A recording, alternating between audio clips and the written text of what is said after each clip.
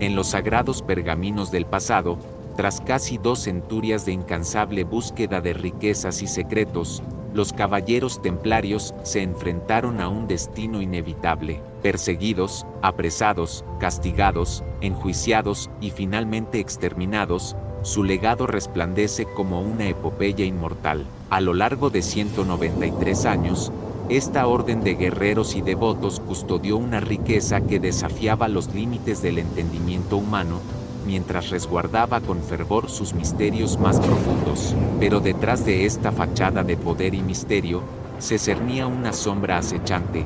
Los verdugos, en su insaciable sed de poder, lanzaron su mirada voraz hacia los templarios. ¿Qué anhelaban estos cazadores de secretos más allá de las riquezas mundanas? ¿Acaso buscaban algo más profundo, algo que resonara en los rincones más oscuros de la espiritualidad?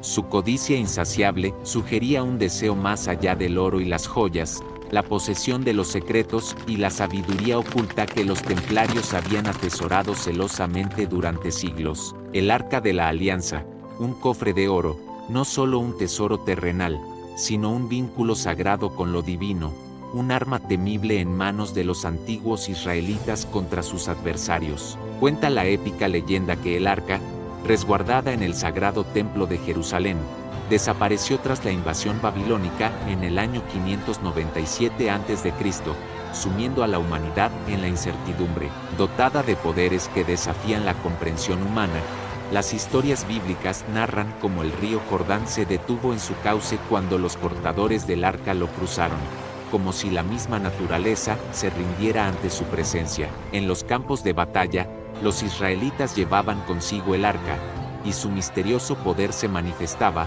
otorgándoles la victoria sobre sus enemigos más fieros. Cuando la oscuridad de la cautividad cubrió al arca, cayó en manos de los filisteos, desatando una tormenta de aflicción sobre aquellos que osaron profanar su esencia. Los brotes de tumores y enfermedades se alzaron como castigos divinos, obligando a los filisteos a devolver el tesoro sagrado a su legítimo pueblo, los israelitas. Sin embargo, incluso entre los escogidos de Dios, se extendía el temor reverencial hacia el arca. Las leyendas susurraban sobre la muerte implacable que acechaba a aquellos audaces que se atrevían a tocarla o a mirar dentro de sus vetustos confines. Así, el misterio que envolvía al arca se convertía en un escudo infalible contra los ojos curiosos y las manos codiciosas. El destino del arca se sumerge en el manto de la incertidumbre tras la devastación del primer templo a manos de los babilonios. Según los relatos del libro de los Macabeos, el profeta Jeremías la ocultó en una gruta en el monte Nebo, bajo la promesa de Dios de revelar su paradero en el momento propicio para manifestar su misericordia sobre su pueblo. Algunos relatos sugieren su viaje lejano a tierras etíopes, donde reposaría en la sacralidad de la iglesia de Nuestra Señora María de Sión en Axum, custodiada por el enigma del guardián del arca, cuyos ojos son los únicos dignos de posarse sobre su divinidad. Otros relatos aventuran su presencia en lugares tan diversos como la antigua ciudad de la Meca o las exuberantes selvas de Nueva Guinea, donde el misterio del arca se convierte en una llamada a la imaginación y la búsqueda incansable de la verdad espiritual. Por otro lado, en los majestuosos vestigios de Petra, se despliega un relato que aviva la imaginación y excita la curiosidad de los buscadores de verdad. En el declive del siglo XIII, mientras las sombras de la persecución se cernían sobre los caballeros templarios, se rumoreaba que hallaron un tesoro perdido entre las arenas del tiempo, el Arca de la Alianza y las legendarias Piedras de Fuego. Según las crónicas, los templarios, en su huida de la implacable persecución de Felipe IV de Francia, llevaron consigo los tesoros sagrados, buscando refugio en las tierras de Inglaterra. Sin embargo, estas afirmaciones, envueltas en el velo de la leyenda, han sido objeto de escrutinio y escepticismo a lo largo de los siglos. Así, el Arca de la Alianza, envuelta en el manto de la leyenda y la fe, permanece como un símbolo eterno de la conexión entre lo terrenal y lo divino, un enigma que desafía los límites del tiempo y el espacio, aguardando su revelación en el momento oportuno. La búsqueda continúa, alimentada por la pasión por la verdad y el deseo de desentrañar los misterios que yacen ocultos en las profundidades del tiempo. En cada ruina que susurra al viento, reside la promesa de un descubrimiento que podría cambiar el curso de la historia y revelar el verdadero destino del Arca de la Alianza. En este fascinante video, nos aventuramos en los dominios de la historia, explorando los enigmas ancestrales que rodean la sagrada Arca de la Alianza y su misteriosa conexión con los legendarios caballeros templarios. Viajaremos donde los velos del tiempo se desgarran ante nuestros ojos y la verdad aguarda en las profundidades de la antigüedad. Desde los antiguos relatos bíblicos hasta las tramas tejidas por la mano de la conspiración, desvelaremos los secretos más ocultos de estas veneradas reliquias. Bienvenidos.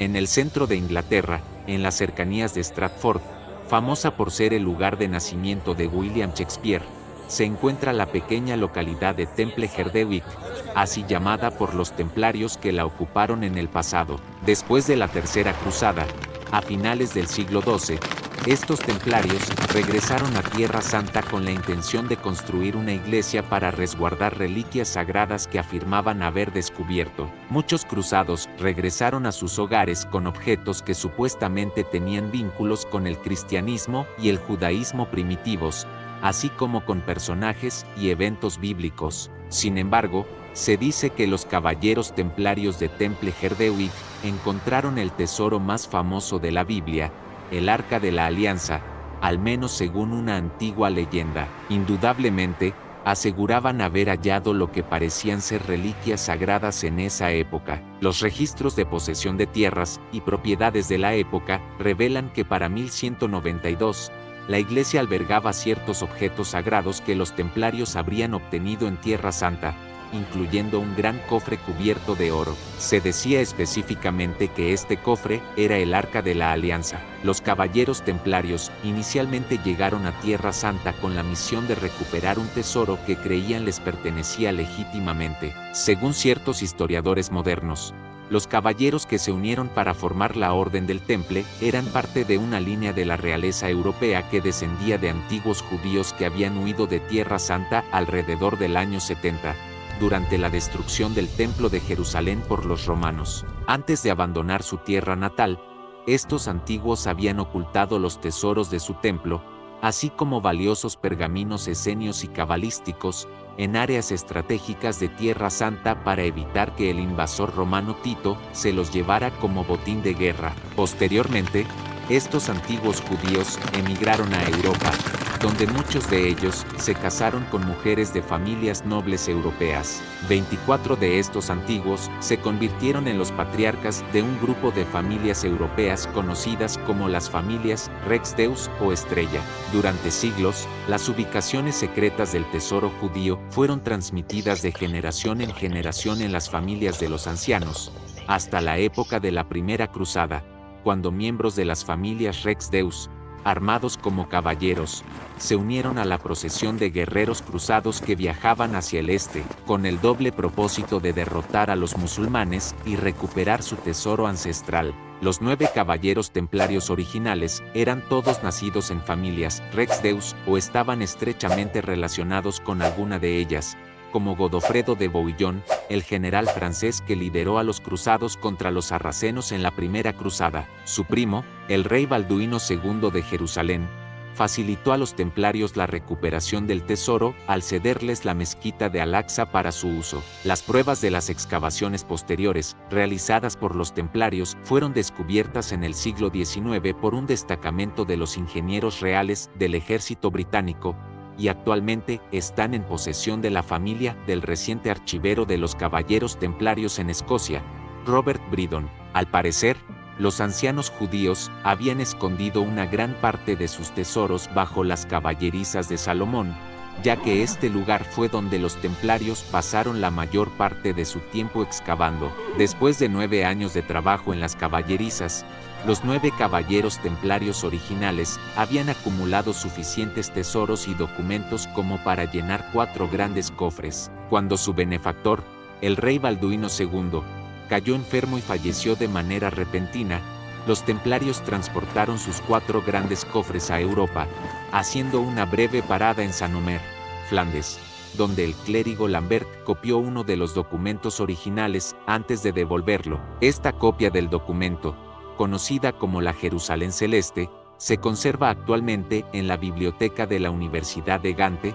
en Bélgica. Tras una ceremonia especial en el año 1128, en presencia del Papa Honorio III durante el Concilio de Troyes, que oficializó su organización a los ojos de la Iglesia, 2 de los caballeros templarios, Hugo de Payens y André de Montbard, llevaron los 4 cofres llenos de tesoros a Kilwin, Escocia, sede de la Gran Logia Madre de la Masonería. Los cofres permanecieron en Kilwinning durante muchos años antes de ser trasladados finalmente al castillo de Sinclair en Roslin, cerca de Edimburgo. Los Sinclair eran una de las familias Rex Deus cuyo destino se entrelazó con el de los templarios, según la leyenda, cuando su ancestro Catherine de St. Clair se casó con Hugo de Payens, aproximadamente una década antes de que éste asumiera los votos monásticos en el año 1128. Es debido a esta conexión entre los Sinclair y los templarios que gran parte del tesoro de los caballeros del Temple,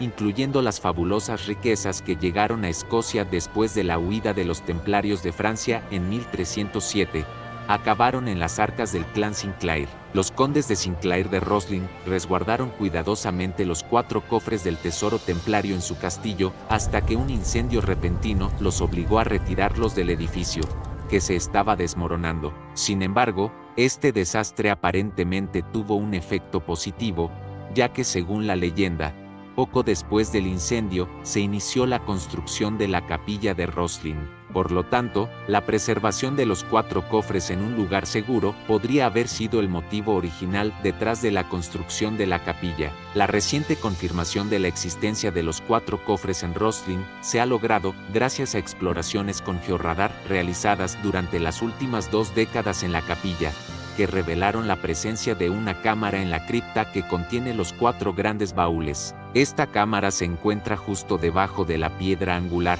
en el área más protegida energéticamente de la capilla. Si la capilla de Roslin fue construida como una réplica del templo de Salomón o del posterior templo de Herodes, como muchos creen, entonces esta sección de la capilla correspondería al llamado Santo de los Santos. Algunos investigadores sugieren que la capilla de Roslin es una imitación del templo de Herodes, y argumentan que este muro exterior sin terminar fue añadido intencionalmente para conferir a la capilla una apariencia similar a las ruinas del templo de Herodes, es decir, como era cuando los templarios estaban excavando. Si esto fuera cierto, la capilla de Roslin habría sido construida para recrear el templo de Herodes, con el fin de simbólicamente devolver el tesoro judío de los caballeros templarios a una versión de su escondite original en Tierra Santa.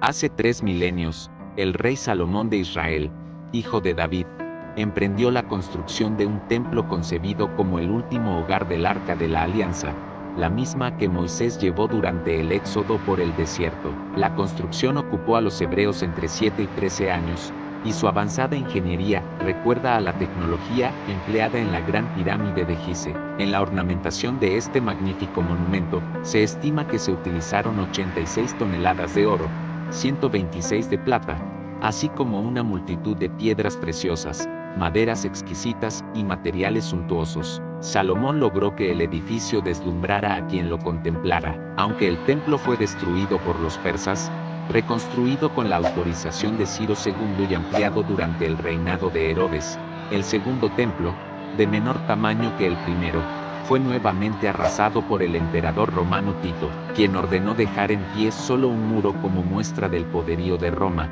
el cual conocemos hoy como el Muro de las Lamentaciones. Cerca de este sitio, donde alguna vez estuvo la explanada del templo, ahora se encuentran 2 mezquitas. Una de ellas es la mezquita de Omar, con su cúpula dorada, construida sobre la roca basáltica donde los musulmanes aseguran que Mahoma apoyó sus pies durante su viaje nocturno al cielo, y que la tradición hebrea relaciona con el lugar donde Abraham se preparaba para sacrificar a su hijo, Isaac. Se sospecha que su ubicación corresponde al Sancta Sanctorum del antiguo templo, la sala donde se guardaba el arca. La otra es la Mezquita Blanca de Al-Aqsa, construida por el emperador Justiniano de Bizancio sobre las enormes caballerizas de Salomón. Alrededor del año 1118, tras la captura de Jerusalén por parte de los cruzados, 9 nobles caballeros, liderados por Hugo de Palles y Godofredo de Sanomer, se dirigieron al nuevo monarca de la Santa Ciudad, Balduino II, con la excusa de organizar una orden militar para proteger los lugares sagrados y a los peregrinos. El rey cristiano accedió de inmediato a su petición y les otorgó una residencia en un ala de su palacio, ubicado en la antigua mezquita de Al-Aqsa, situada en el monte del templo. Debido a esta ubicación, la nueva milicia fue llamada Pobres Caballeros de Cristo y del Templo del Rey Salomón.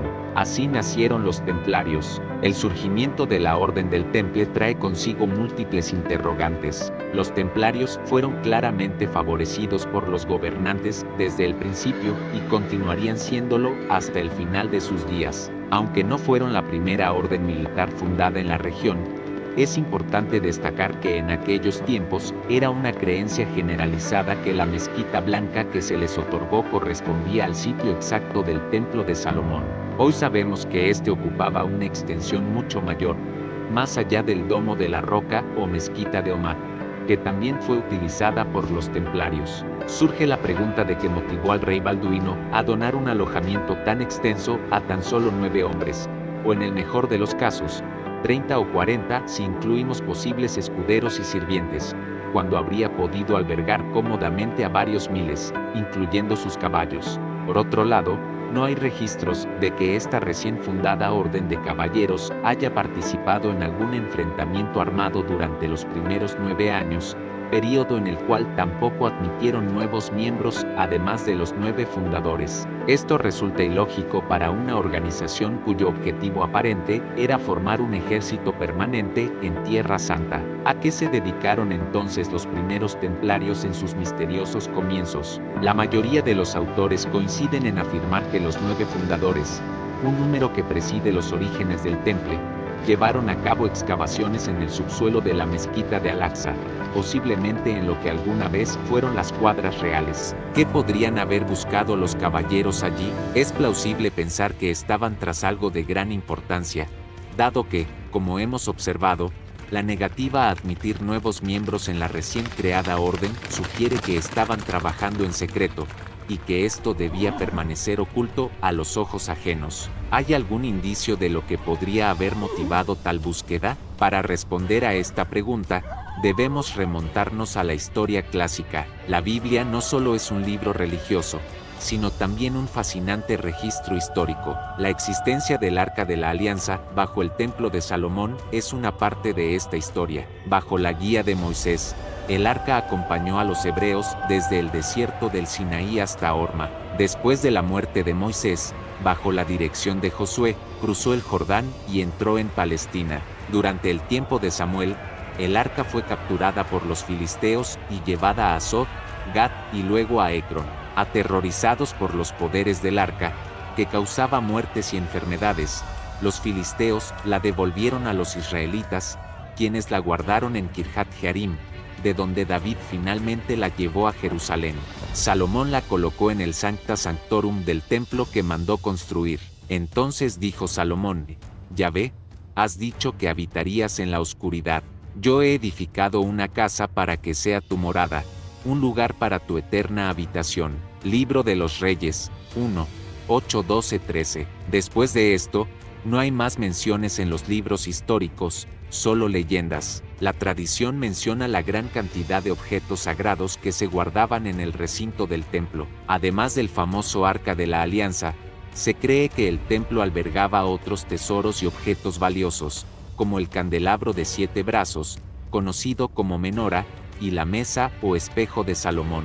La estructura misma del templo incluía 2 columnas llamadas Jaquim y Boaz, que según algunas fuentes, podrían haber contenido información de gran importancia grabada en sus paredes. Sin embargo, Mucho antes de la llegada de los templarios, el templo ya había sido saqueado en varias ocasiones. Del expolio por parte de los persas, bajo Nabucodonosor II, no se conserva ningún documento que haga referencia al tesoro. Tampoco sabemos si este fue recuperado por parte de Ciro II o si permaneció oculto en Jerusalén durante ese tiempo. No se tiene más información hasta que Tito y sus legiones romanas arrasaron la ciudad en el año 70, y aunque no se sabe con certeza cuál fue el botín obtenido en ese saqueo, se menciona el traslado de la menora y la mesa de Salomón. Sin embargo, hay indicios que sugieren que el elemento más importante del tesoro del templo, el Arca de la Alianza, fue escondido por los hebreos en un refugio preparado para situaciones de emergencia. El sabio árabe Maimónides menciona la existencia de una cueva secreta bajo el primer templo.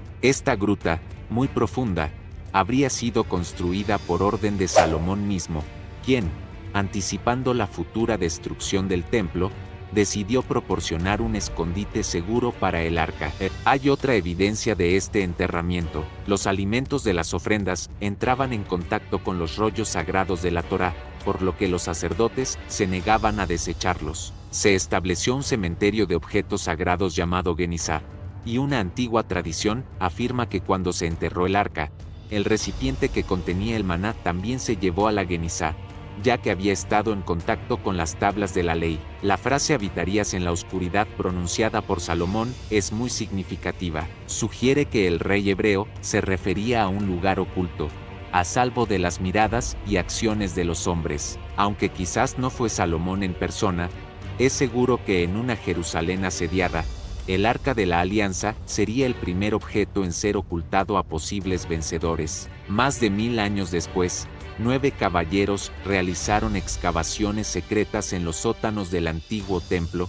Surge la pregunta inevitable: ¿buscaban los templarios el arca? Antes de intentar responder a esta pregunta, debemos considerar que podría haber motivado una búsqueda tan extraordinaria en pleno siglo XII, que impulsó a 9 nobles cristianos a llevar a cabo tareas tan extrañas en el corazón de la ciudad santa. Las investigaciones apuntan directamente a Francia y a 2 figuras prominentes: Hugo, conde de Champaña, y San Bernardo de Claraval. Tras varios viajes a Tierra Santa entre 1104 y 1115, Hugo de Champaña estableció contactos con el abad de la Orden del Císter, Esteban Arding, a quien donó tierras donde San Bernardo, quien había ingresado en la orden 3 años antes, fundó la abadía de Claraval. A partir de este momento, los cistercienses, con la ayuda de rabinos judíos, comenzaron a estudiar minuciosamente los textos sagrados hebreos. ¿Podría el conde de Champaña haber encontrado documentos importantes durante sus viajes?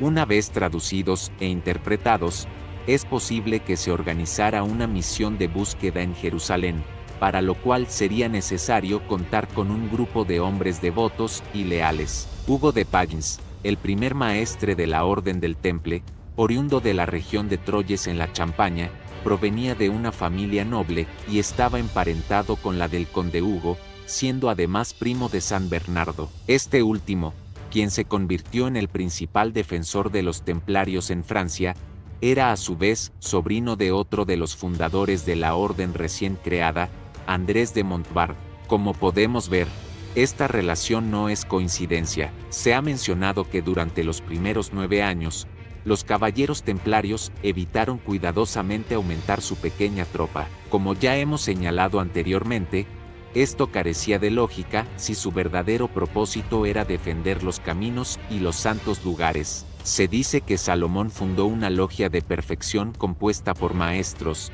y que 9 caballeros custodiaban con sus espadas los 9 arcos que conducían a la cripta sagrada. 9 caballeros resguardaban el arca, mientras que otros 9 se dedicaban a buscarla. 9 elegidos designados para combatir a los infieles, pero que no participarían en batallas. Estos 9 hombres designados se comportarían como monjes, manteniéndose castos y sin posesiones, sin permitir que nada los desviara de su tarea. La misión estaba por encima de todo. ¿Tan importante es el arca? Y sobre todo, ¿qué es el arca? Según el libro del Éxodo, el arca es un cofre de madera de acacia, recubierto de oro tanto en su interior como en su exterior. Sus dimensiones eran de 135 centímetros de largo por 80 centímetros de alto y ancho, con 4 querubines cuyas alas se tocaban para formar el trono de Dios. Era tan sagrada que el simple acto de tocarla podía provocar la muerte repentina. Sin embargo, lo verdaderamente importante no era el arca en sí, sino su contenido, un recipiente con el maná, la vara de Aarón y, sobre todo, las tablas de la ley, grabadas en piedra. Las tablas de la ley eran sumamente valiosas, ya que contenían la ley divina, el conocimiento y el poder provenientes de Dios. En ellas estaban inscritas las tablas del testimonio, que incluían la ecuación cósmica, la ley del número, medida y peso que la cábala permitiría descifrar. Poseer las tablas de la ley significaba tener acceso al conocimiento de la ley que regía los mundos. Se comprende entonces que Moisés no engañaba al pueblo hebreo cuando prometía dominio a través de las tablas de la ley. Se empieza a entender por qué Esteban de Ardín y Bernardo de Claraval se dedicaban en su abadía al estudio de los textos hebreos traídos de Jerusalén por Hugo de Champaña. Los textos hebreos eran el tratado de lectura de las piedras, pero si éstas aún existían, se hallaban en algún lugar bajo el templo de Salomón, y alguien tenía que ir a buscarlas. Y aquí es donde entran en acción los templarios. ¿Encontraron los templarios el arca? No se puede dar una respuesta definitiva a esta pregunta. Sin embargo, algo ocurrió a los 9 años, nuevamente el número 9, después de iniciada la misión. Hugo de Pallins y otros 5 templarios regresaron a Francia. Según la historia oficial, en 1127, Balduino II, rey de Jerusalén, enfrentaba dificultades por falta de combatientes y recurrió a la ayuda del Papa. Deseaba enviar un mensaje de socorro y pidió al maestre templario que fuera su embajador ante el pontífice. Sin embargo, esta solicitud plantea una nueva incoherencia en las funciones de la Orden del Temple. Hugo de Pallins no era consejero ni mensajero del rey, sino el líder de una tropa militar creada para la defensa del nuevo reino cristiano. Resulta sospechoso que Balduino recurriera al caballero templario para esta misión, en lugar de encomendarla a uno de sus embajadores, o a cualquier otro noble de confianza que retornara a su hogar después de cumplir su voto de cruzada. Algo común en la época. No obstante, el rey envió al maestre templario y 6 de sus 9 caballeros, abandonando así sus deberes en ultramar. Esta situación plantea interrogantes sobre el plan detrás de este viaje, posiblemente organizado desde el otro lado por San Bernardo. Esta afirmación no se hace a la ligera. A partir de ese momento, se produjeron grandes cambios que afectaron a la Orden del Temple y a toda Europa. San Bernardo nos da una pista que apoya estas suposiciones. Lo primero que hizo fue gestionar una acogida positiva por parte del Papa Honorio II para Hugo de Pallins y los templarios que le acompañaban, quienes estaban a punto de visitar a Roma.